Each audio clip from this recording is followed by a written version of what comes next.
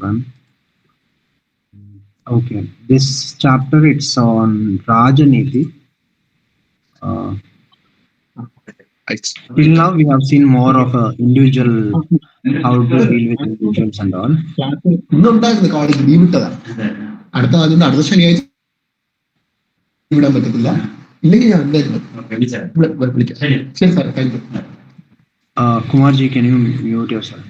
Yes, sir. Yes. Okay. Okay. Till now, we have seen about normal human nature and all. This chapter it starts with king's responsibilities and all. It will be very much relatable and whether you yourself are planning to get into roles of administration and all, or even if it is about, because we live in a democracy and we need to know what how the king should be, and you can use these qualities to test your own MLAs, MPs, or even the prime minister or the local panchayat heads, or even the head of an organization, if they have these kind of qualities or not.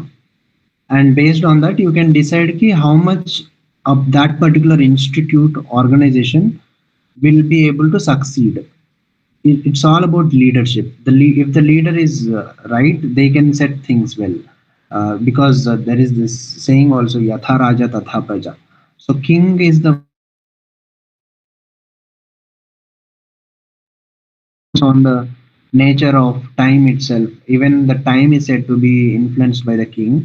Like we live in Kali Yuga, but if the king is righteous, not righteous, dharmic, and they follow Satya, then it is possible for us to have a Kruta Yuga kind of time also, even in this Kali Yuga times. So it's about the king, and king's role is very important. Okay, we'll start. The first verse, it just says, पार्थिवस्य तु वक्ष्यामि भृत्यानाञ्चैव लक्षणं सर्वाणि हि महीपालः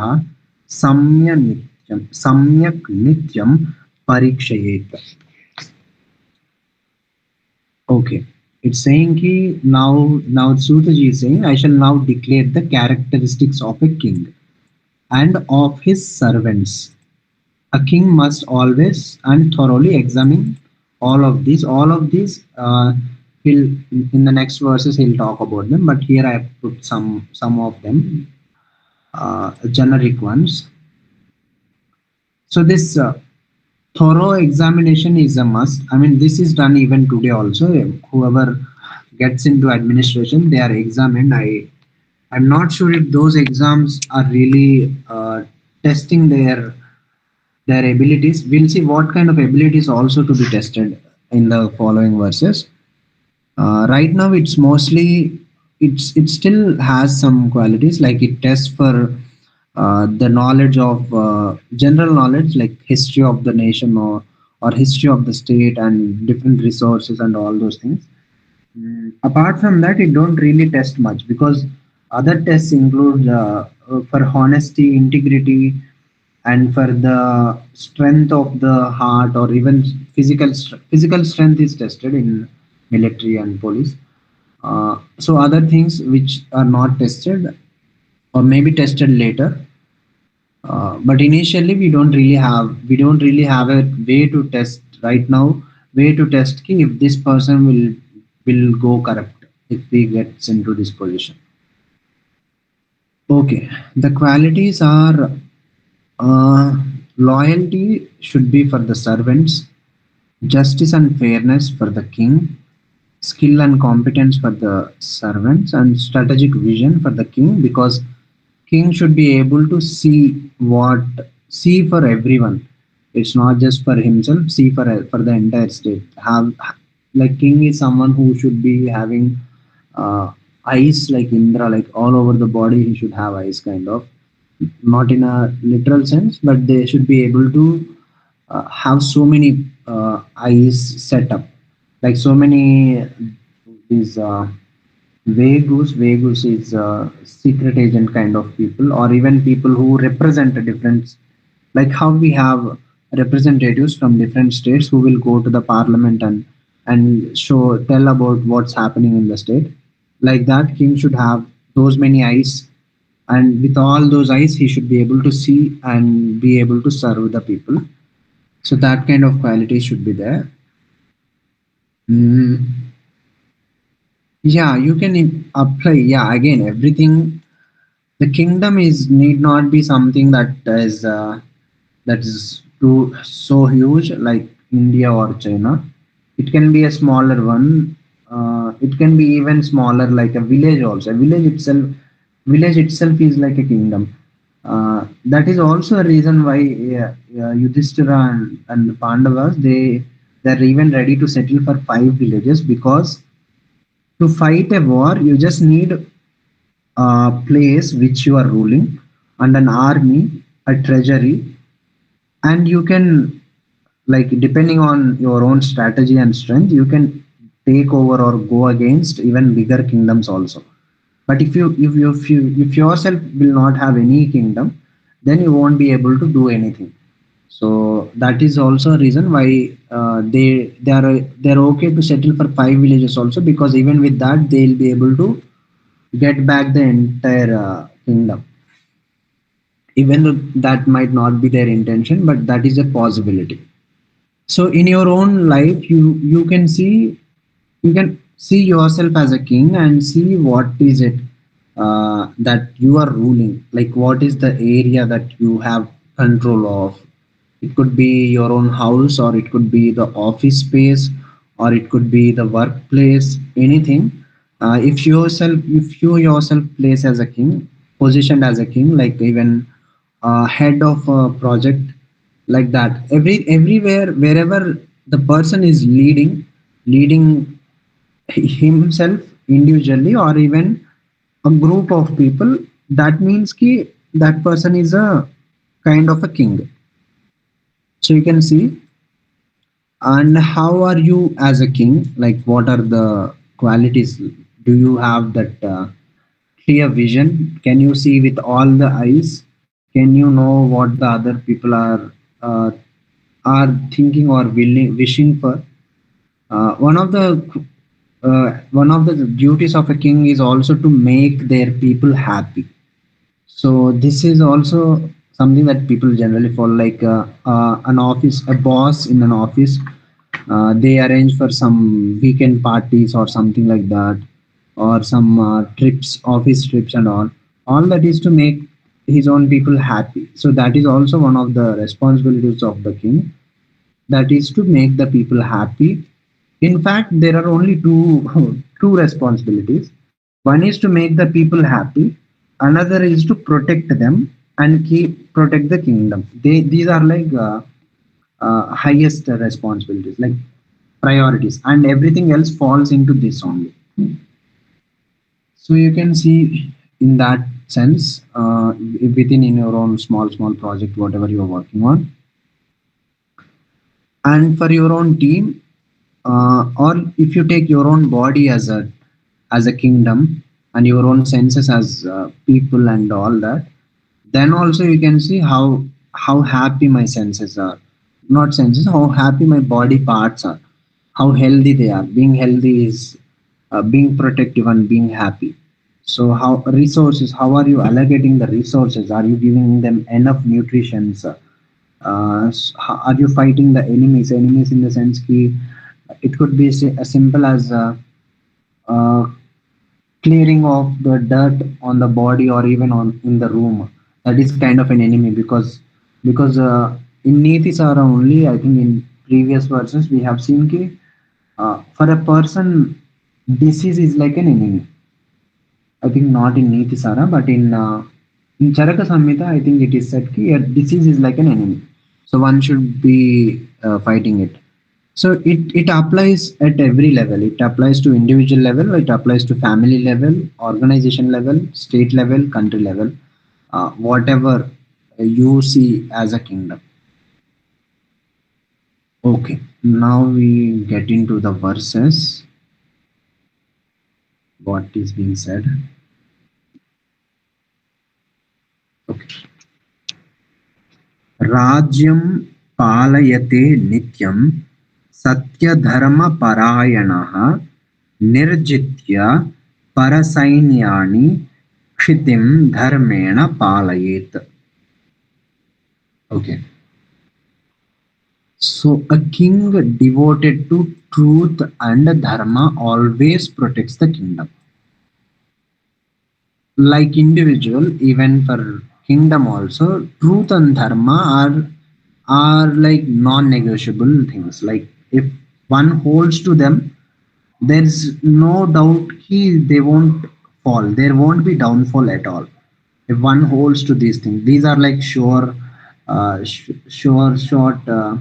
Something that will bring prosperity for sure. If you hold them, there's going to be prosperity like that. So someone who holds to them, they will always protect the kingdom. Having conquered the armies of enemies, he should rule the earth with dharma, righteousness, we can say in the context of king himself, or dharma. So here it is saying ki having conquered the armies of enemies. So one thing that China does is it always looks to capture more land. If you see China right now, what China is it's most of its land is all conquered. It's not its original. So that is one of the qualities that China follows, and it is not really against dharma. It is one of the dharmas of the king to capture more and more regions and rule them dharmically. It's not like you capture them and you deprive them of their resources, but conquering, capturing, going out and taking kingdoms is not an adharma. It is a dharma of a king, and that should be done. And after doing so, they should rule that place with dharma. It is being said, rule the earth itself. So even conquering the entire earth is not adharma. Like even for our own kings, most of the times most of the people generally they say ki we never went out and conquered other lands and all, but it's not really true. We did went out and conquered. If you see in the south, they have went till Singapore, Thailand, Malaysia, all those areas. And if you see on the north, I think Vikramaditya had the largest kingdom. And even in ancient times, if you see when a king takes on a throne, they do this Ashwamedha Yagna where it is a kind of conquering only. They're sending, leaving a horse, and they're saying the all wherever this horse goes and horse goes, all that is under me kind of thing. So it is there that conquering, taking over more and more lands is not a dharma. It is something that the king has to do, and after doing so, that land should be ruled with dharma. So one is devotion to truth and dharma that should be there. Uh, so this might do not confuse this with king should always be speaking truth. King can use chala also sometimes. They might not say the entire thing transparently, depending on the context and all. But to themselves, to the kingdom, they have to be truthful. Truthful does not mean you only speak truth, like a being honest in all aspects is like. Getting vulnerable, showing out your vulnerabilities, but that should not be done. Being truthful is like whatever you are saying and whatever is in your heart and whatever is your action, they should be aligned. Then you will be able to give your 100%. For example, if you're trying to prepare for an exam and your heart is somewhere else and your mind is somewhere else and you are writing here in the book, then there is no 100%, right? We are not giving our 100%. We are not bringing everything to the task. But if we bring everything to the task, then we will have the highest probability of succeeding in that task. So being truthful means that to be truthful to your own self and the activities that you are doing, and the external truthfulness, how you present yourself, that you can decide. You don't you can stay away, or you can keep yourself reserved also. You can keep your some things you can keep open also, depending on the people and the context. So this is important for the king, because they don't, they if they go about going uh, telling everything to people, every people, then it will cause problem. Protect the kingdom, like I said, protecting the kingdom is one of the uh, very highest, and in fact that is only responsibility. Another is to keep the people happy. Conquering enemies, when required to protect, whether it is to protect, or even they can, if they think they are strong, powerful enough, they can go about conquering, or even bringing making friendships. Like you, if you conquer also, you don't need to overthrow the king from that place. You can keep that same king, and you can be friends, and they can be favorable to you, like that also it can happen. And rule with dharma. So to rule with dharma, dharma is the way of sustainable ruling. So to be sustainable, to be able to hold on to what is being conquered, dharma is like non-negotiable. They must embody dharma. Okay, mm, a CEO's company acquires a major. Yeah, these things apply even to the corporate worlds and even to the individuals. For example, uh, and in an individual, conquering an enemy is like conquering some disease. It could be physical or mental, or it could be conquering someone who might be a threat to you in some way, to your opportunity, or it could be a physical threat also. So it's like that. For corporate, it's the rivalries between the organizations, companies. Sometimes to suppress the rivalry, one of the ways of conquering is to buy that company, and then there is no competition. Only this is done. For example, one of the things that Amazon does, what Amazon does is ki, it took over like all the small retail shop, everyone they are being affiliated to Amazon. Instead of people going and buying from the shop itself, now they buy online, like they place the order through Amazon, and that order goes to the shopkeeper, and they fulfill that responsibility, fulfilling that order. So this is a way of conquering, and conquering and maintaining. They didn't change the original character of that shop, whatever they took over or whatever they got registered into. They let them be whatever they are, but the control, they have taken the control. They said we will give the order, we will be that mediator between you and us, like that. So they are collecting some tax when they do that. The service charge is like a tax only. So this way, this is also a way of conquering.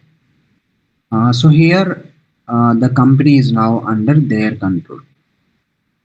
So what they can do is to be dharmic, ruling dharmic way is to integrate the employees fairly, treat them with respect, and apply her company's ethical principles to the entire organization.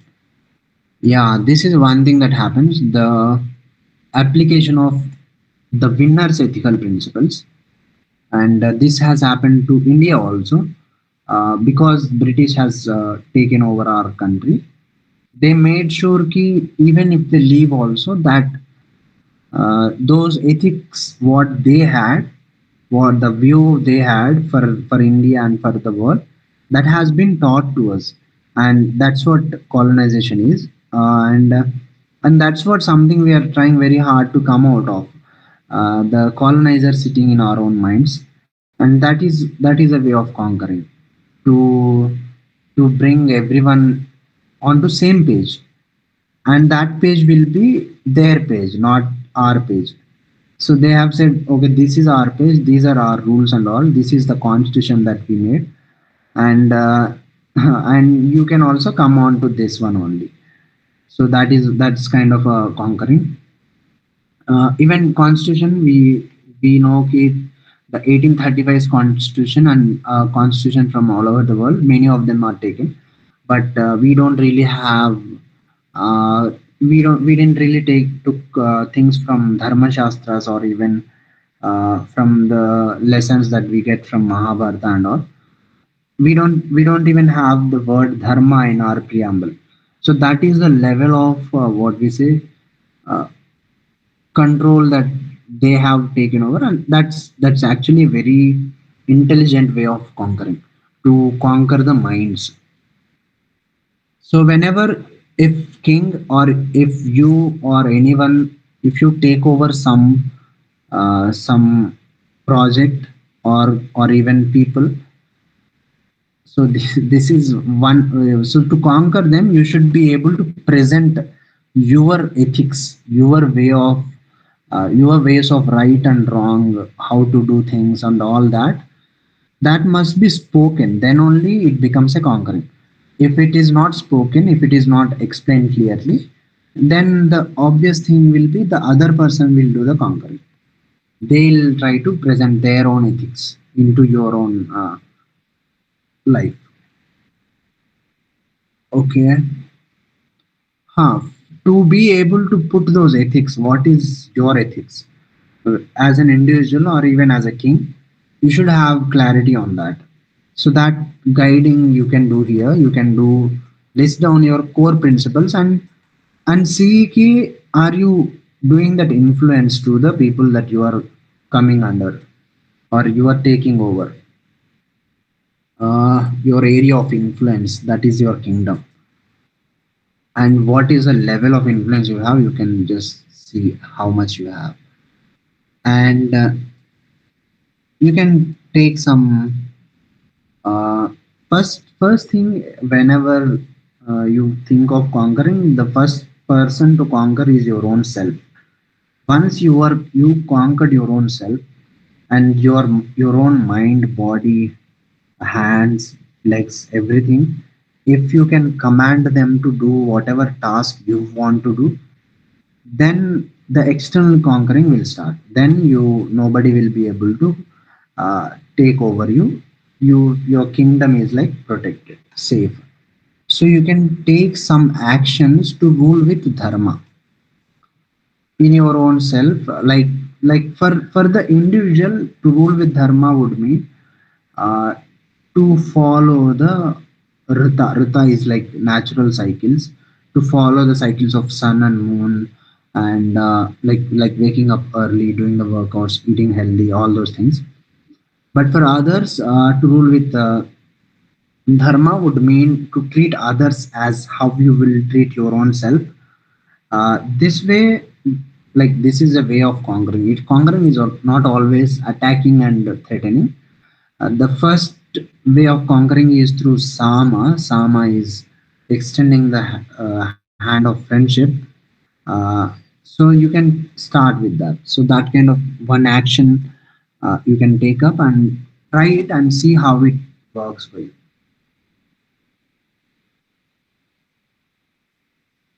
So the test for whether it is working or not uh, is is by giving them some task which might not be there. There is no obligation, let's say, on the person to do the task, but still you gave the task, and if that person has done it, taken that task, that means ki you have done that conquering part somehow, to some extent. Okay, now about taxation, we have a lot of complaints these days about GST, the high GST, and how the taxes are being collected, and even there were accidents even in airports, and the questions are raised, what's happening with the tax money, and the infrastructure also. The country's infrastructure is it's not so good. Even in big cities like Mumbai, Delhi, Hyderabad, they go like get sunk if there are rains. So that means ki there's no proper infrastructure, and we call them cities also. So we see all these problems, and all these problems, one of the main reason is the tax money. It's not being collected, maybe it's not collected properly sometimes, or it is not directed properly. uh, Only if it is collected properly, then only it will be directed properly. So the beginning, the direction where the tax money would go, that thing comes later. The first thing is collecting it in the right way. What does it mean to collect it right way is, it should not feel burden, like how one should gather flowers from plant to plant, but should not cause the uprooting. Be like a gardener in the forest, not like a charcoal maker.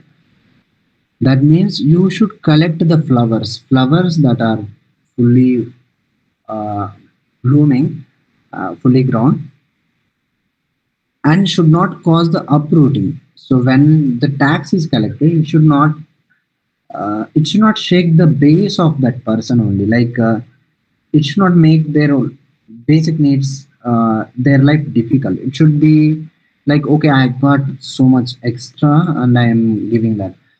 There's another way, I think Kalidasa puts it, uh, like how a honeybee collects nectar from flower to flower.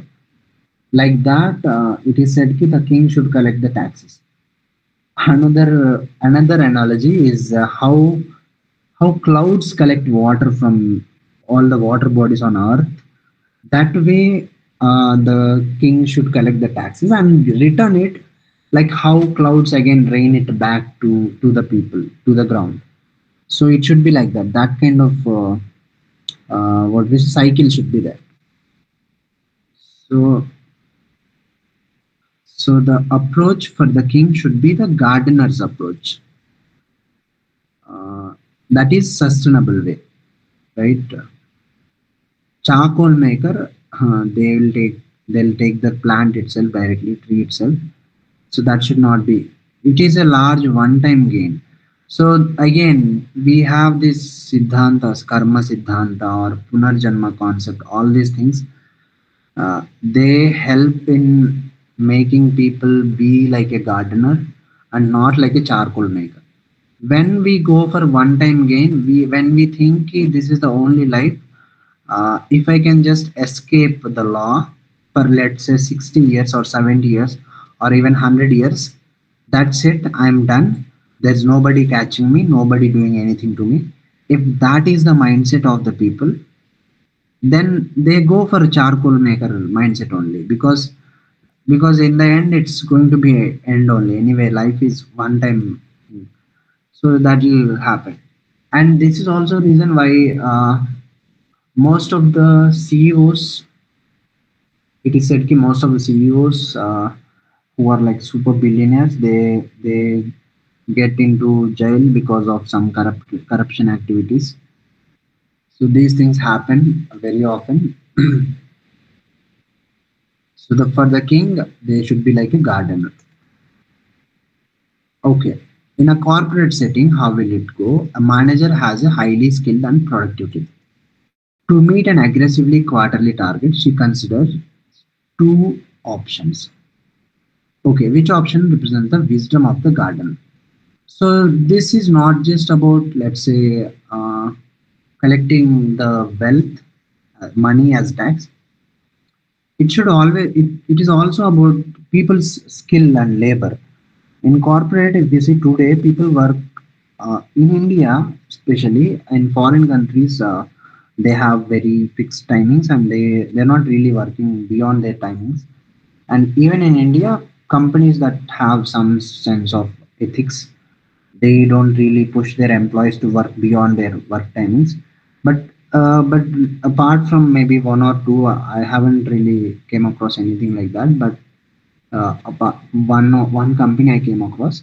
Apart from that, generally the employees are pushed to achieve targets, their labor is being pulled, their time is being pulled. Especially in startups, it's like uh, there's no organized way. Only there, like people will work on task like hell, even night and day and night they'll work as if they are going to achieve some heaven or something. But in the end, people will only get health issues and nothing more. So it's the responsibility of the company's head, manager, or people who are leading the project to make sure the labor is taken like how a gardener collects the flowers and not like a charcoal maker, like pushing them to the ends for the deadlines. So here, uh, set an ambitious but achievable goal, rewarding the team from the profits. Yeah, this is done. I mean, in companies where they have some sense of ethics, and ensuring they have time to rest and recharge for the next quarter. What it means to collect flowers carefully mean is the collecting the flowers that are fully grown and not the entire tree is leaving time for rest and recharge. Once they recharge, be it trees, plants, or even the people, once they are recharged, they'll come back again with that full energy and they'll be able to work. So, yeah, you identify a plant in your own life and define your approach to it. Plant is a source of value. Plant means ki where you take something from it. So it could be anything where you take something from it. And yeah, you can mention ki what is the taking action. So what is it that you are taking from that particular plant?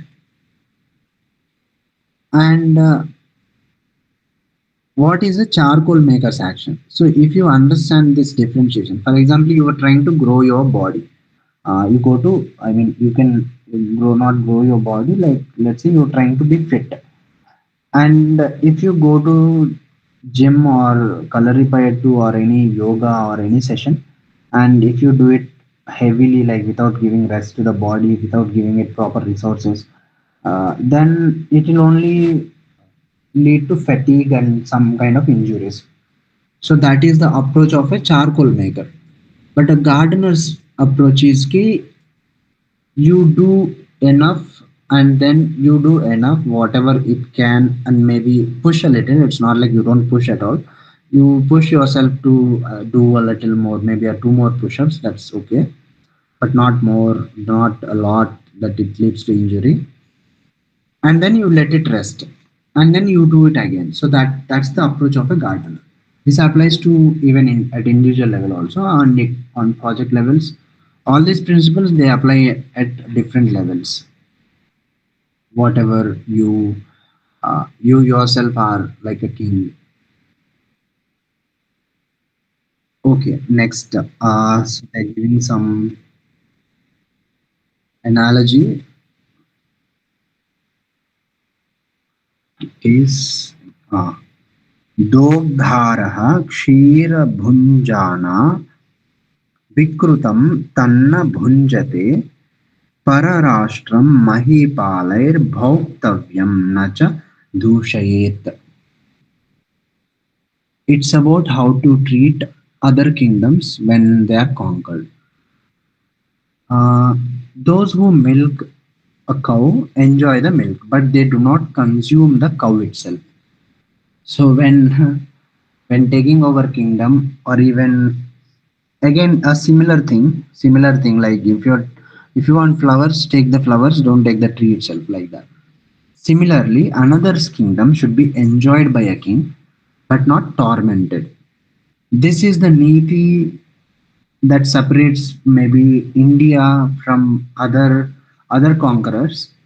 If we see in the history, conquerors who did conquering, like for example the British or even the Islamic invasions, they did like this. They tried to eat the cow itself. They if they had to take wealth from India, they thought ki we'll take it to the end.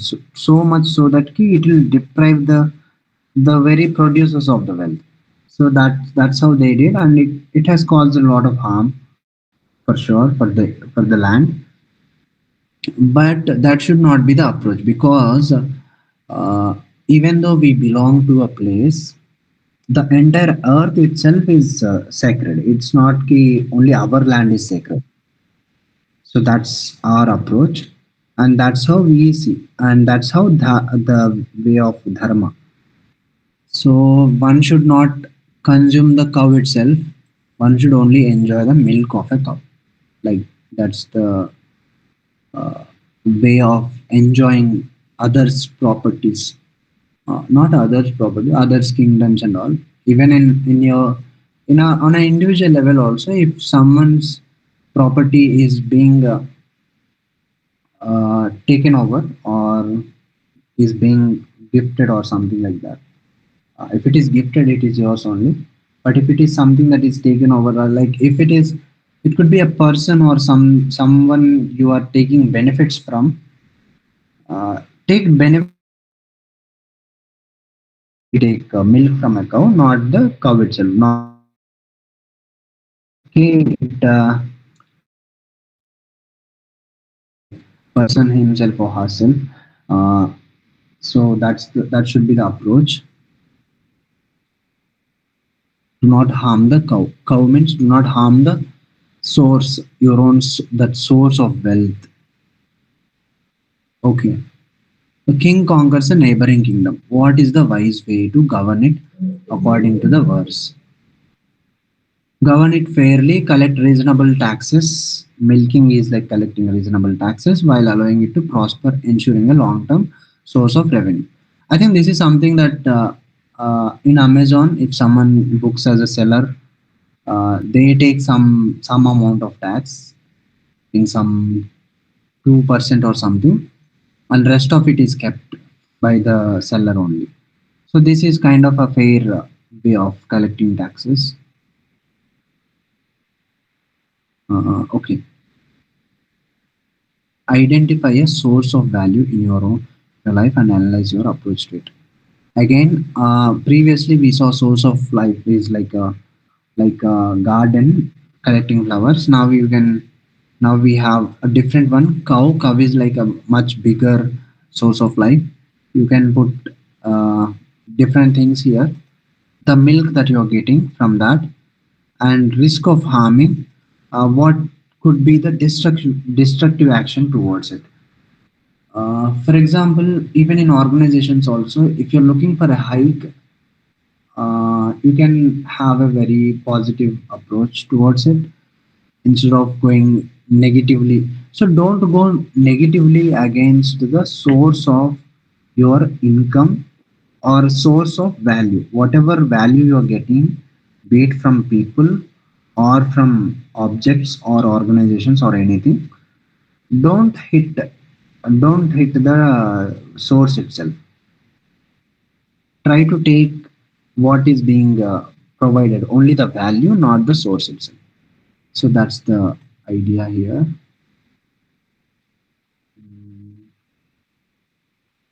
Okay. Another analogy, it's little different one for a similar teaching.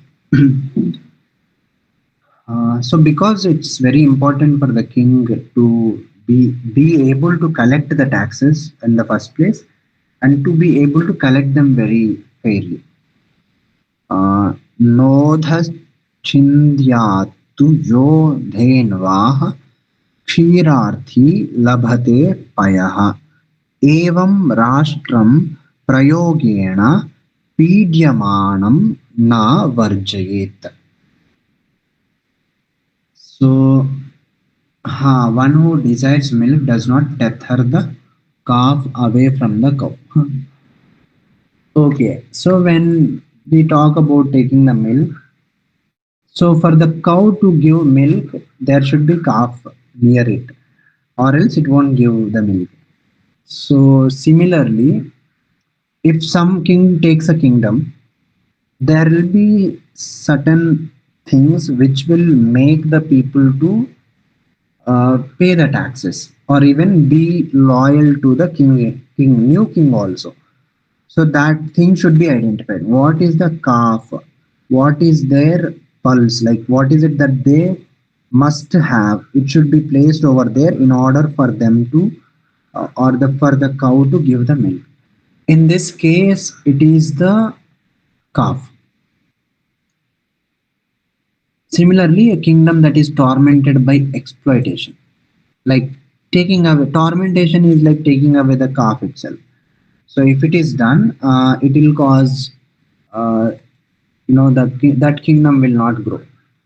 So it's like that. So even if another kingdom is taken, make sure that calf is there. Calf is the thing that will make the people.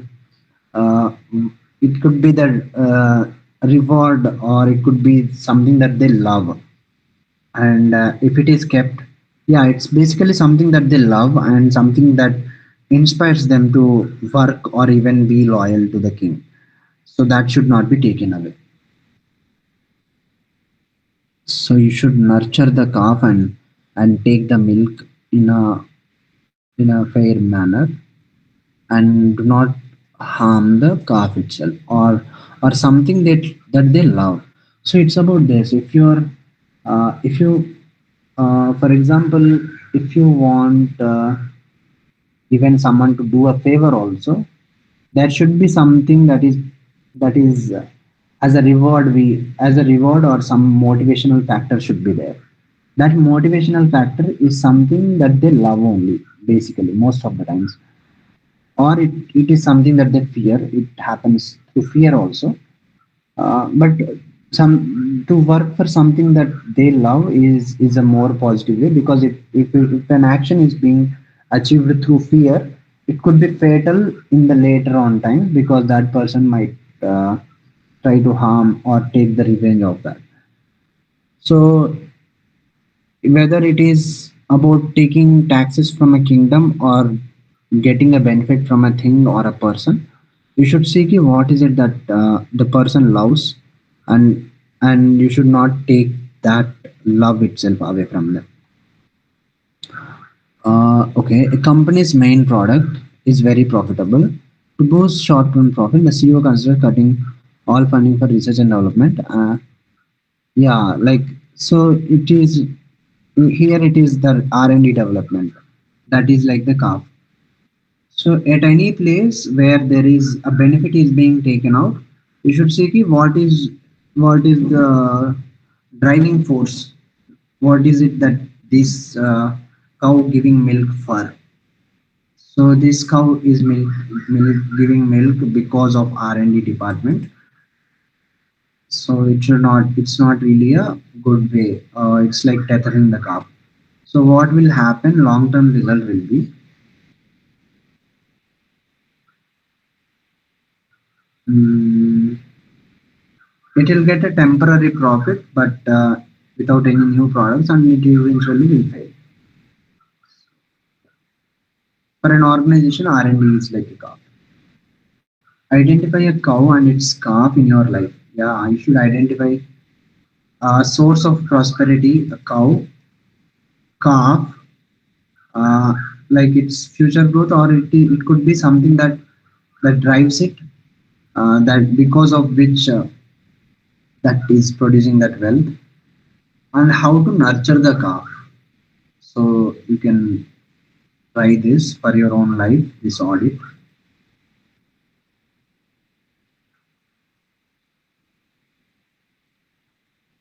Okay, next we have तस्मात् सर्वप्रयत्नेन पृथिवीमनुपालयेत् पालकस्य भवेत् भूमिः कीर्तिरायुर्यशो बलम्.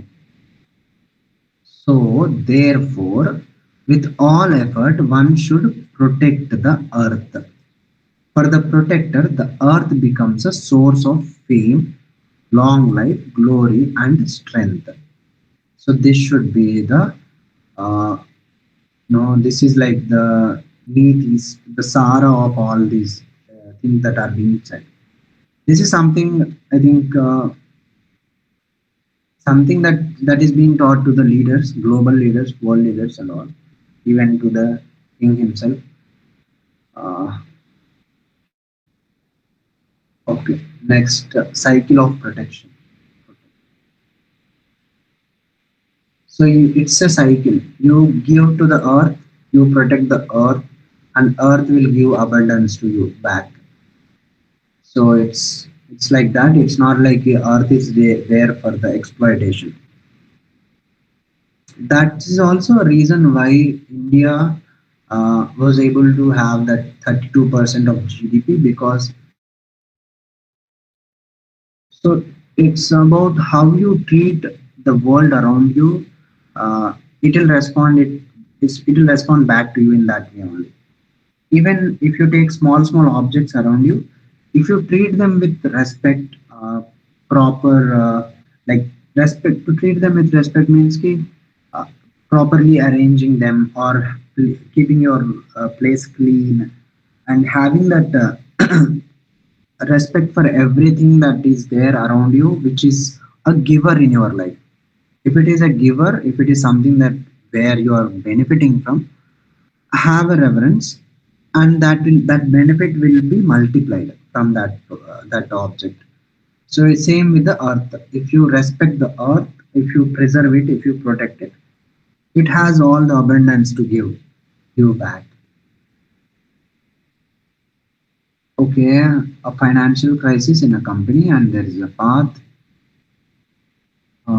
Okay, so I usually people will go for a layoff to protect the shareholder profit, but the people are like earth itself. This is a better approach. Instead of taking out people, if there can be a company-wide pay cut.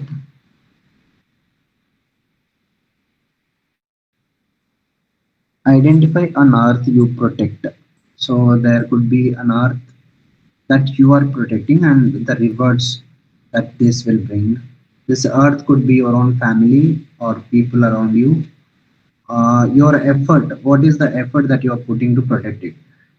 That earth can be a book that you are reading also, and then see ki what is the effort that you are putting to protect it. That means ki, to protect a book means to place it in a proper position, like proper place, so that it don't get torn off or get fall down and get damaged in some way. So these things, everything that is being taught to a king, it applies. It's not like only when one becomes a king that these qualities will be learned. From the very beginning, if people learn these kind of qualities, they will only get, yeah, what we say, super. They will only get projected in whatever role they are in, and the rewards you will receive from that particular earth, whatever you are trying to protect. This earth could be your own body, but for a king, it is to protect the earth means protect the earth. Okay. Next we have अभ्यर्च्य विष्णुं धर्मात्मा गोब्राह्मणहिते रतः प्रजाः पालयितुं शक्तः पार्थिवो विजितेन्द्रियः.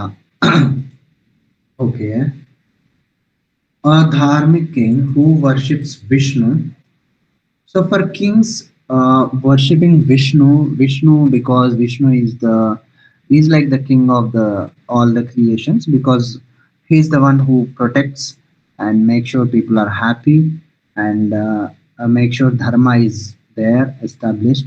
And if there is any trouble, uh, it is said that even if someone randomly shouts God, it will be the Vishnu that who will respond, because it is in the form of Vishnu, the Parabrahma is taking care of the earth and other all the creations. So one should worship Vishnu.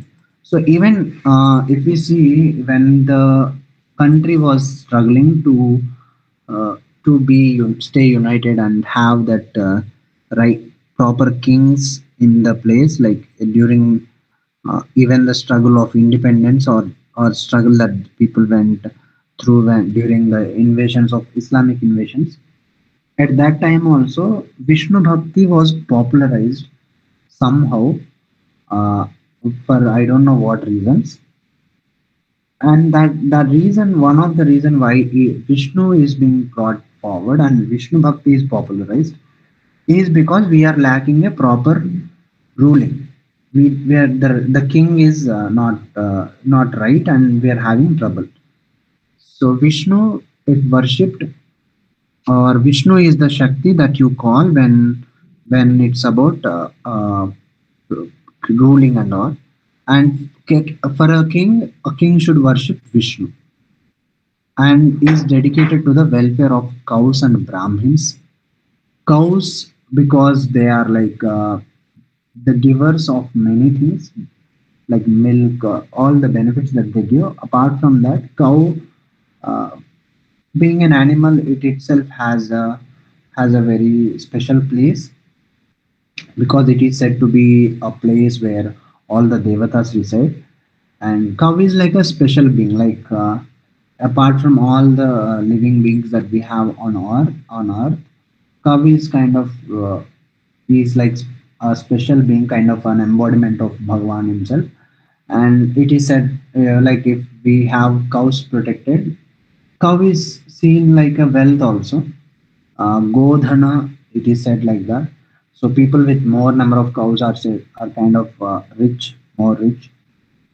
For all the physical benefits, it of course has so many benefits, like the milk, or the ghee, or even the manure, all those things. Apart from that, cow itself in itself, even if there is no benefit at all, is considered to be sacred. So king should protect and take care of the welfare of the cows and Brahmins. Brahmana is someone who takes care of the Veda, who does the yagnas and all. The knowledge of Veda is important, and its preservation is important, because uh, Veda acts as like a source for all the other knowledge that comes forward, apart from all other knowledge that comes forward. We know ki it is, whether it is Puranas or Itihasas, or even any text that later on come, they are all just, it is said ki it is all coming from Veda only. And even though we might not know exactly where from Veda it is being taken, it is Veda that kind of sharpens the intellect, or uh, brings the right ideas and the ways to solve problems of the world uh, to a person's mind. So hence it's important to protect the Veda, because the Veda is that which holds all the knowledge.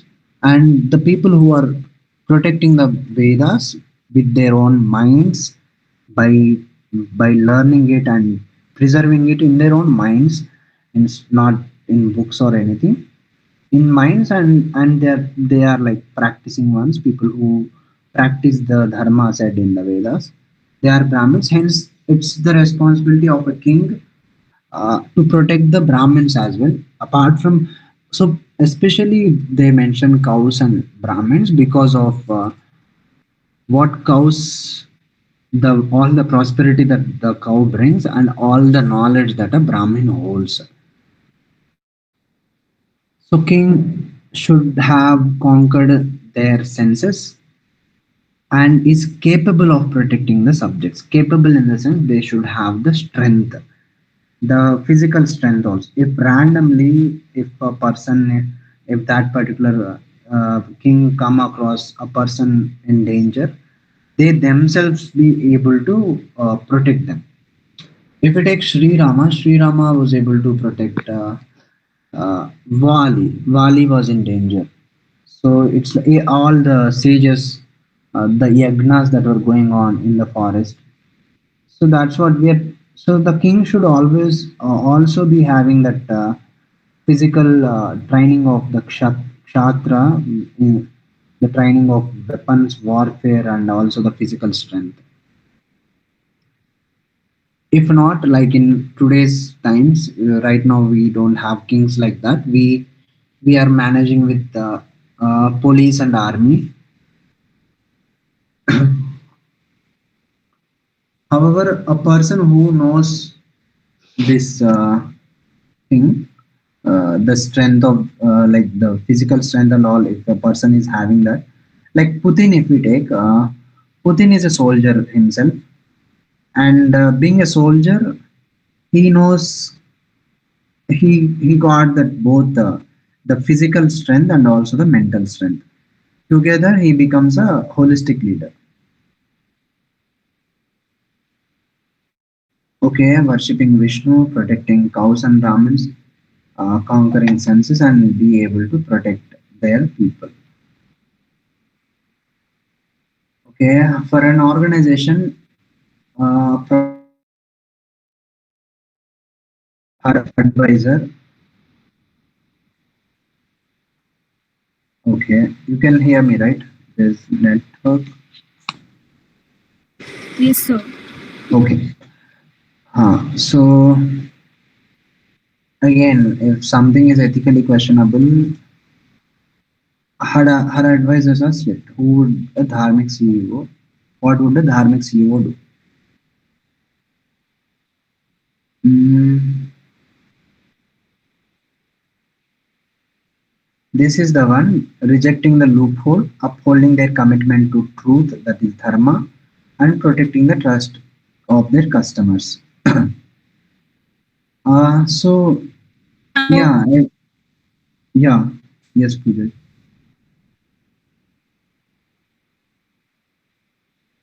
Okay. Uh, so loopholes, such things will be there in law. I mean, law is not really something that is like dharma level thing. However, law, following, obeying the law, the constitutional law and all, is also kind of a dharma. So one should not go against something that is ethically questionable, because it can cause problems in the later on times. We don't really understand how these problems will come in, but somehow they will come in, because the buddhi is not really something that is in control of people. It could be us or it could be anyone. It's all something that is under the control of Mahamaya, and we Mahamaya makes sure that everything is counted and everything is taken care of. Okay, reflect on your leadership role, big or small, and how these four qualities apply. So you can take how these four qualities are: worshipping Vishnu. This is like a direct act. Are you someone who worships Vishnu, or it could be any devata that you're fond of or you're connected to? However, Vishnu is advised if you are someone who is in the roles of ruling and all, because Mahadev Shiva is someone who is associated with Vairagya. So if someone going with Mahadev or Shiva, the possibility of that person becoming a Vairagi or getting detached and all is there. That is there. So that's why it's important to that Vishnu is being particularly mentioned. So all these four qualities you can see for your own self, and you can work on it. Like if it requires a physical strength or if it requires mental strength, whatever it could be, you can work on it. Okay. Next.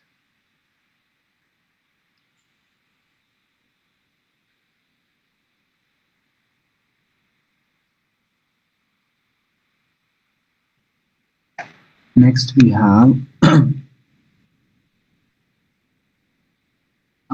ऐश्वर्यमध्रुवं प्राप्य राजा धर्म मतिमचरेत् मतिं चरेत् क्षणेन विभागो नाश्येन्नात्मायत्तं धनादिकम्. Okay.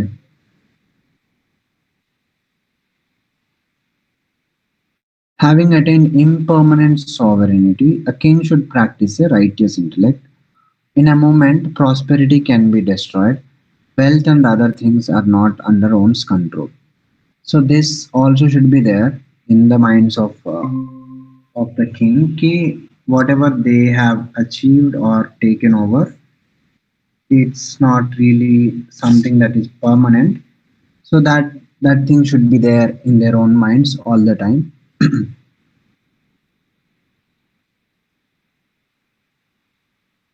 Okay, prosperity. And by having that in mind, one is it's not like they should go become a vairagi or something. They should always have these plan Bs and have plans to make collect wealth from different places, the taxes itself, and have reserved money, reserved wealth, and all in case if some danger comes in.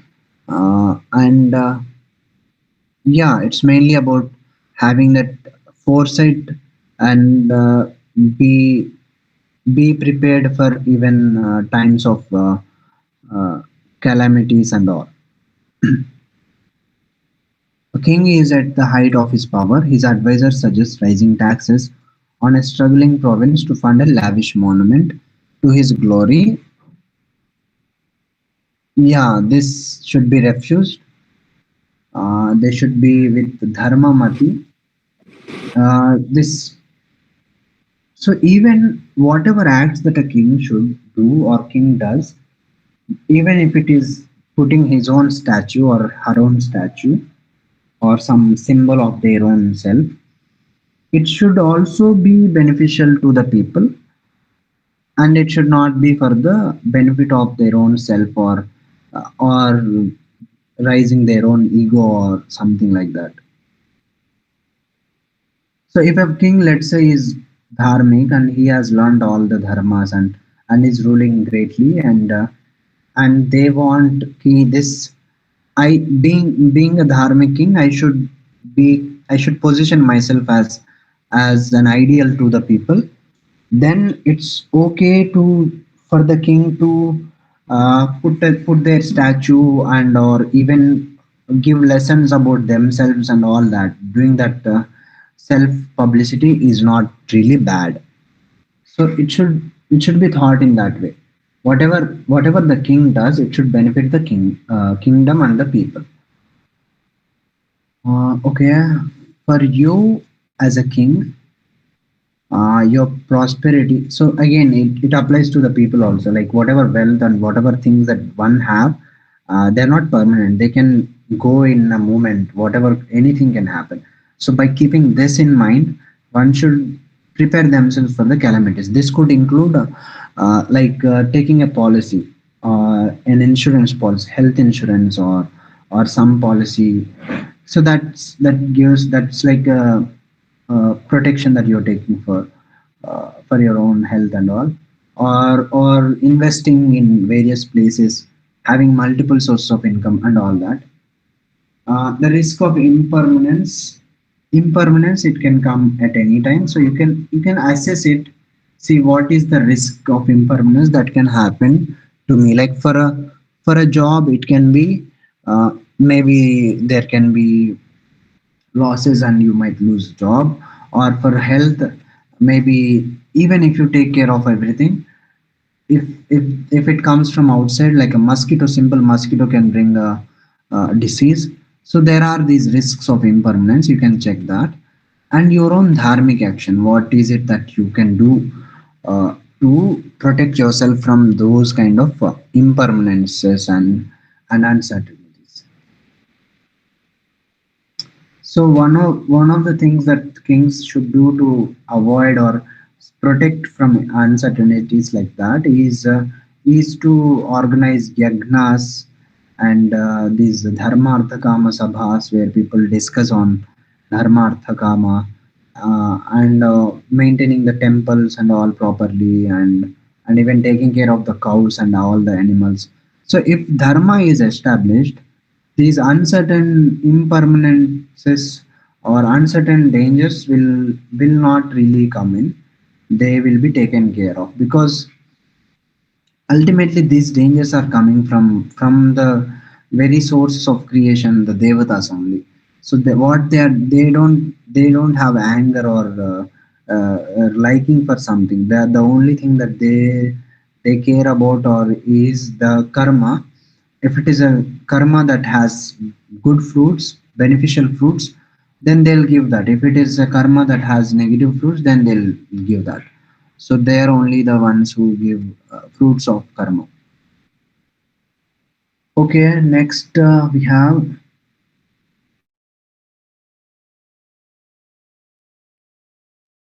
रम्या विभूतयः किन्तु वै वनितापाङ्गभङ्गिलो किन्तु वै वनितापाङ्गभङ्गिलोलं हि जीवितम्. Okay, about desires. When someone becomes a king, they have access to many things, all the luxuries, and they can do all that. But it is true that desires are lovely. It is true that splendors are delightful. But life is indeed as fickle as the playful glance from the corner of a woman's eye. So, even though these things are all there, again they're talking about the impermanence of life and all the things. Previously they talked about impermanence of wealth. Now they're talking about impermanence of life itself. So this is a truth that the kings or someone in the administration or even as a person one should be aware of and have it in the mind. All the time anything can happen. Like it should not be in a way in a worrying way, in a way, in a prepared way. Like all of a sudden if some danger comes in, one should not feel distressed all of a sudden. If you have this thing in the mind already, like there is a danger of many dangers are there in life, then you won't really go into the worry, but you look for solutions. And you also look for whatever solutions that I have already placed, why did that not work. So acknowledge whatever is truth about desires and splendors, uh, and override that acknowledgement, like those things, with the reality check. So, what is the wise takeaway from knowing that life is beautiful but incredibly fleeting? So, it's this: one should enjoy life's pleasures. It's not like one should not enjoy, but with awareness and non attachment. This is the main thing. If things are done without attachment, like without like clinging to the things, then there's no problem in any pleasure being taken, all the wealth and all the luxuries. But if it is attachment, even if the attachment is to a smallest thing like a headphone or even your own mobile phone or something like that, it can be anything, or your own clothes and all, that attachment is the heavy one. It's not the object itself. The attachment is the one that brings the heaviness to the experience. Okay, next, impermanence. This is something that's already mentioned previously also. One should always have that in mind. Things are impermanent. See what is a lovely desire or a splendor in your own life. Is there a fickle nature to it? Like how it can change in a moment. Is there a possibility for that to go away in a moment? And your wise approach, how. So it's about awareness and being grateful and present in that moment. So this fickleness awareness is about being in the moment and not think in future or in the past. So this presence of mind is necessary for a king also to be able to uh, act correctly and in a sustainable way. Next we have व्याघ्रीव तिष्ठति जरा परिभत् okay. व्याघ्रीव तिष्ठति जरा परिभर् परिभर्त्स्य okay. व्याघ्रीव तिष्ठति जरा परिभर्त्स्ययन्. Oh, I'm missing it. Okay, I'll try again. व्याघ्रीव तिष्ठति जरा परिभर्त्स्ययन्ति. Okay, परिभर्त्स्ययन्ति रोगाश्च शत्रव इव प्रहरन्ति देहम् आयुः परिस्रवति भिन्नघटादि भिन्नघटादिवाम्भो लोकस्तथाप्ययम् Yahitamacharati chitram. Okay, it's a bit longer one, bigger words. I'll try again. I'll read again. व्याघ्रीव तिष्ठति जरा परिभर्त्स्ययन्ति रोगाश्च शत्रव इव प्रहरन्ति देहम् आयुः परिस्रवति भिन्नघटादिवाम्भो लोकस्तथाप्यहितमाचरतीति चित्रम्. Okay. Zara, old age, stands threatening like a tigress. Diseases strike the body like enemies. Life leaks away like water from a cracked pot. With every moment we spend, this happens. Yet, strangely, the world still engages in what is not for its own good. So, this also happens. So, even though there is this, all the time there is a threat of we're all getting old, Zara is there, disease is there, life is leaking away like a water from a cracked pot. Yet strangely, I mean, it's engaging in not for its own good. That means ki, its own some the harmful acts, obvious harmful acts of something like people not eating or even getting angry or getting involved in negative tendencies which might reduce the lifetimes of life duration of the people, that's there. And not engaging in not good activities also means ki it's ultimately life is about achieving the purusharthas and taking the jiva to purogati, higher states. And that is also one of the things one can engage in. It could be as simple as taking the name of Narayana or engaging in swadhyaya and all those things. So this is also happens. This is also true that the king should be aware of, to learn about the nature of the people. So that's why this is being said about.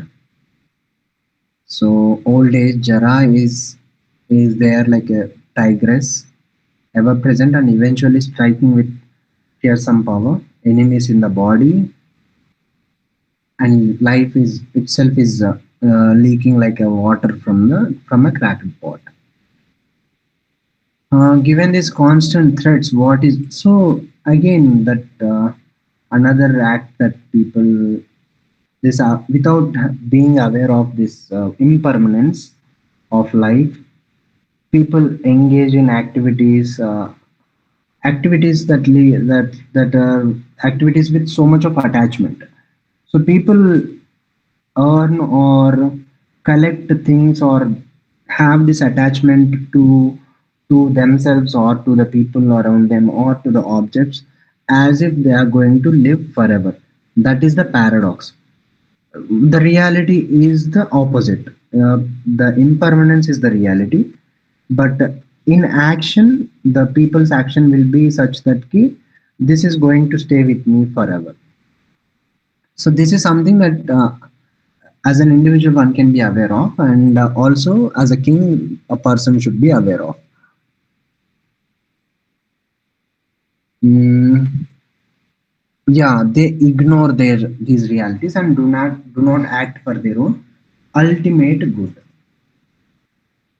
So atmahitam, yeah, it's that's what they're talking about, atmahitam. One should act for the hitam or goodness of the atma, like it's ultimately the atma that needs the uddhara, the purogati that needs to be uplifted.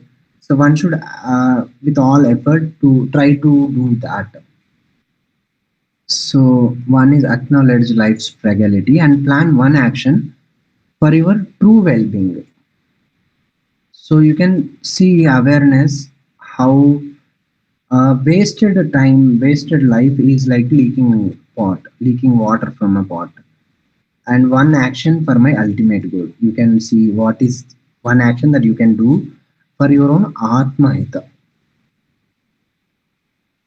We got three more. Next we have Nishankam Kim Manushyaha कुरुत परहिते युक्तमग्रे हितं यत् मोदध्वं कामिनीभिः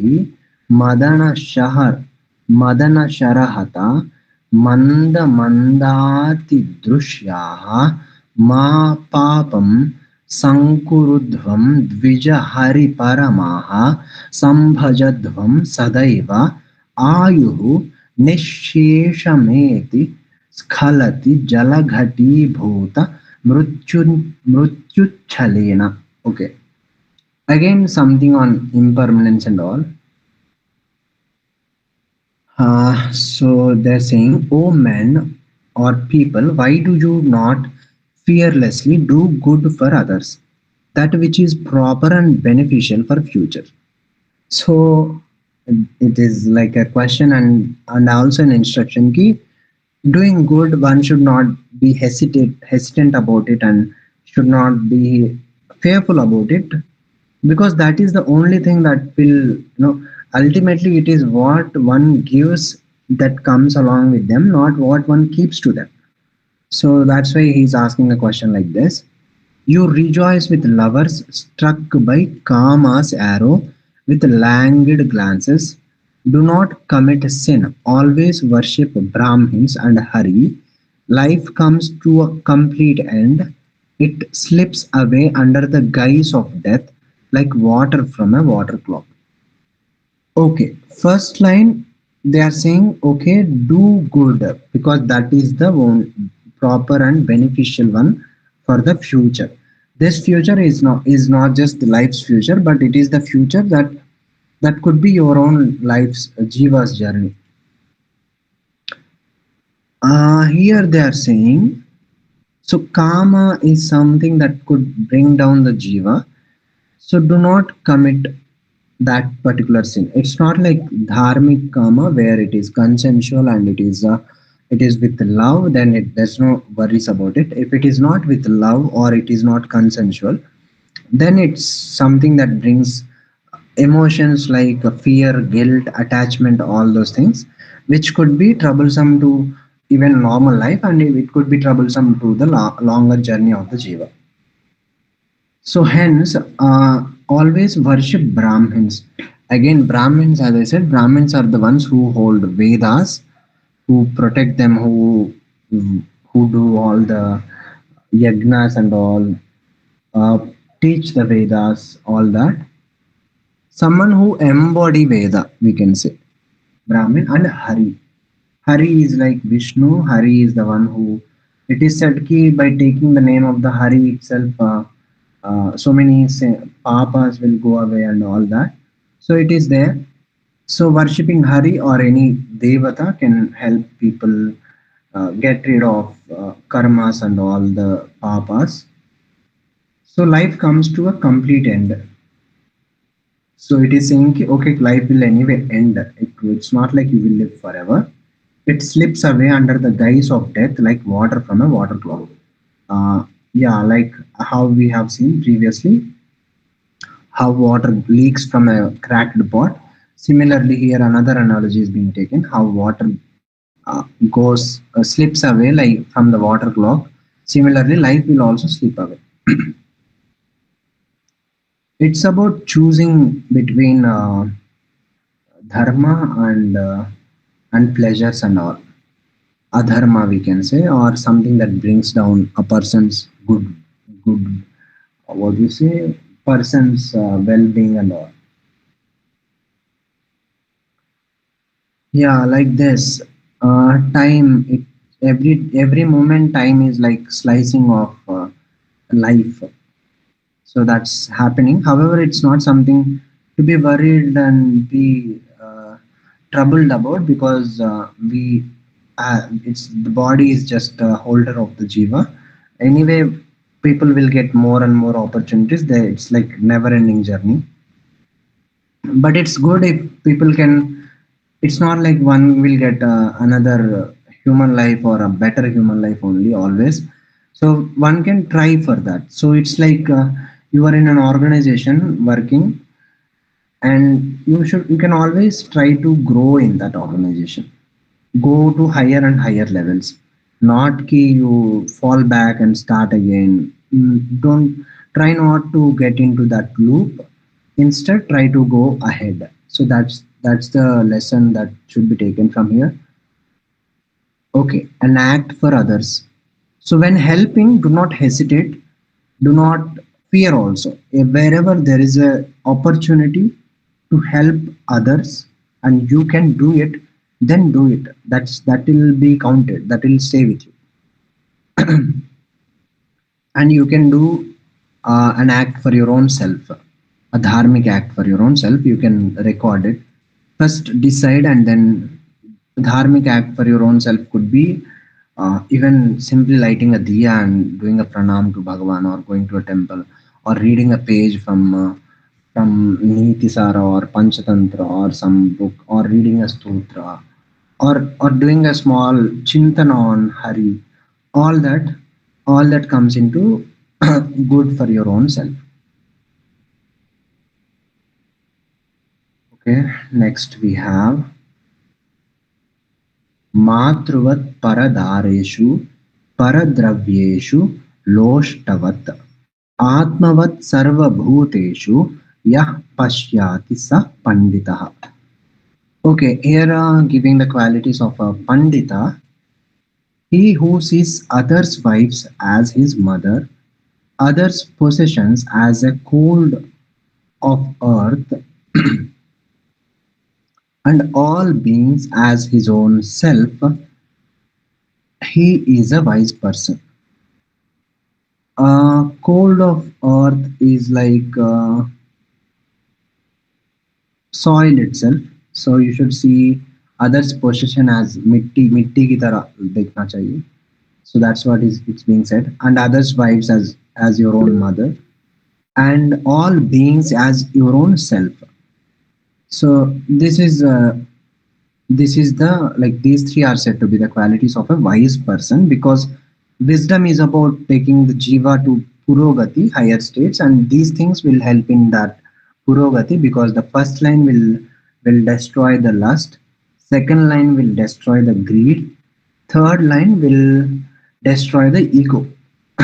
So when these three are destroyed or gone, then there's no nothing can stop you from reaching higher states. It's like that. Okay. uh, you find a lost wallet on a quiet street. It is full of cash again. So here we should see that cash as a mitti soil. uh, make the every effort to return the wallet with all its contents to the owner.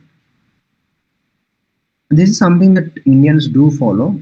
uh, like in India, it's the theft is not really a very big problem. It's not so common. We often see in American stores whenever there's a protest, some person, a lot of people will just jump in and steal away all the possessions in that store. Uh, Theft is a very common crime in America, as we see, and even in European countries. People also steal from the packages, Amazon packages, and all those things. So this stealing is there. It's there in India also. I mean, there's a lot of corruption, of course. However, in general, public, they don't really have this mindset of stealing. They always try to be have their own possessions for themselves, not others. Okay, you can try this. You can have your own line to have this vision, a situation to practice, again an affirmation. So for these three, try to write some affirmations, and that way you train your own mind to have this vision. Okay, and last one for today's session. एतदर्थं हि विप्रेन्द्र राज्यमिच्छन्ति भूभृतः यदेषां सर्वकार्येषु वचो न प्रतिहन्यते. Okay, for this reason, O best of Brahmins, Kings desire a kingdom so that in all matters their word is not obstructed. Okay, so so this is a very interesting thing. Why one should or why a person desires to be a king? It's because to practice dharma at the highest level, there should be no obstruction. For example, you want to do charity or you want to do justice to the helpless or needy or people who are struggling. You want to do dharma and all those things, everything. The king has the highest possibility of doing all these activities. Other people they struggle. They even if a person wants to do, let's say, dana also, the other person might not receive. That is also there. So if it is given by a king, there is no rejection also. Even in an acts where person has is doing the self-sacrifice and trying to do good also, even then there could be obstructions, there could be troubles. So for this reason, a king desires for a kingdom so that they can do dharma at the highest level without any obstruction. Without kingdom, the command is ignored, whatever is said. With a kingdom, it is taken. It is taken and it is followed. An entrepreneur leaves a stable job to start her own company according to the principle of the verse. What is her primary motivation? Yeah, if someone, people leaving jobs and trying to build their own companies, why is that? Because they want to pursue their dharma, whatever swadharma is there in their own heart, and whatever it is that is driving them, or that is that they want to do, they want to pursue that. And in let's say in a setting that is already there, like a company where they work on something already, they might not be able to do it to the fullest. That is also one of the reasons why they leave it. So here also it's coming about dharma only. Yeah, so that their vision, her vision for the company can be executed without obstruction. So the practice of dharma without obstruction, that's the highest goal of king, to actually get a kingdom. For your own self also, you can see ki, what is the position that you can reach so that you can act without obstructions. For example, if you are a student or if you're someone who wants to do something, and definitely we all want to do things and we do not have that capacity, or even there could be a many obstructions in our own life to do those things. So there will be a position where you can do all these things without any obstruction. So that should be your goal. That is you getting your kingdom. You can see what is the obstruction for your own word, what is it that you want, and what is your wise action, how to build your own kingdom. So you can make effort, very intentional effort, to always be in a position of a king where your word is not obstructed, where you can practice your dharma or whatever you wish for from your heart, without any obstruction, without any trouble, where you got the treasury, all that resources that you need, and you were able to protect your own self and the people around you. So that if you are in that position, that means you have become the king. If you're not there, you can still make effort and try to build that. So to be a king, it's about having a source of income, a place where you can collect taxes or value. It could be from people, objects, or anything, and then to be able to protect your own self and the people around you. These are the two main goals of a king. And if you are there, and if you are there for a, depending on how many people are there under your influence and all, you become that big king kind of thing. Yeah, okay, we're done. That's it for today. Tomorrow we will discuss the rest of the verses. We have 30 verses, around 30 verses in this. Tomorrow we'll continue with the remaining verses. Yeah. Okay. Thank you, Pooja ji. You're still there? Yes, sir. Kumar. Thank you so much. So definitely, Okay. I'll definitely join Okay. tomorrow as well. Mm-hmm. Okay. Fine. Thank you, sir.